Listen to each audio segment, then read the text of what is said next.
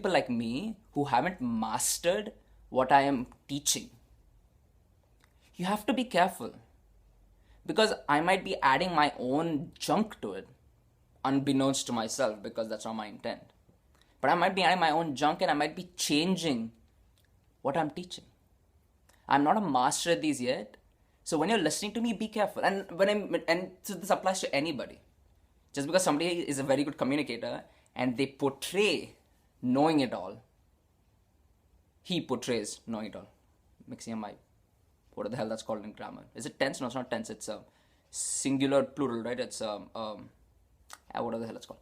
But when you're listening to that teacher and the teacher has not mastered what she's teaching, you have to be careful when you're listening to. Now, you always want to be careful. You just don't want to blindly listen to anybody.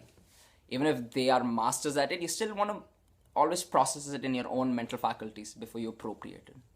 But when you're especially listening to someone who has not mastered it, you want to be even more careful. But you have to remember you can always learn something from everybody.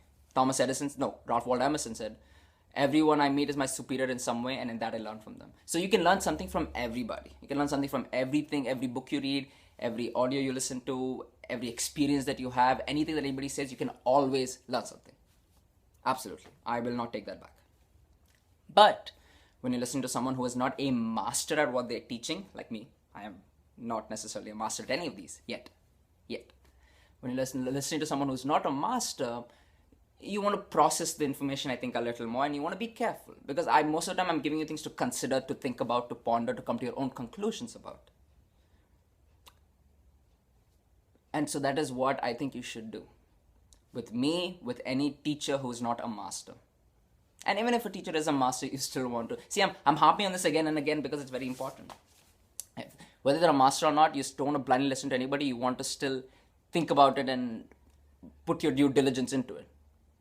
But the most value you will gain is from listening to a teacher who's a master. Maybe if someone is not a master, you might not gain as much value. Or you might actually, depending on how well you can process information. But either way, you will gain value from these videos, I promise you. But just that's something to consider. Not all teachers are masters. Not all teachers are the same. And so you shouldn't accept all the information you get in the same way.